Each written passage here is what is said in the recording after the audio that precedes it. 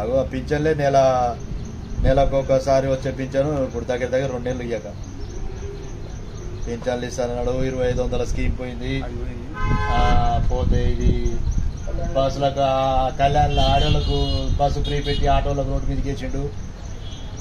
ఈ కళ్యాణ్ లక్ష్మి అని అది పోయింది, తులం బంగారం ఇస్తాడు అది పోయింది, 1,00,000 రూపాయలు ఇస్తాడు అది పోయింది, అన్ని ఇస్తున్నాడు. ఏది కావట్లేదు, అయ్యేది లేదు పోయేది లేదు.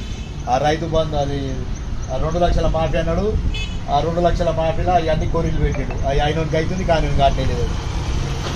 నాకు 50,000 లోన్ ఉంటే 50,000 మాఫీ కాదా, ఏడంగా అవుతుంది. చేస్తాను ఊరికేనే అంటారు, అనగానే అవుతుంది. అన్నంత మాత్రం ఏది కాదు.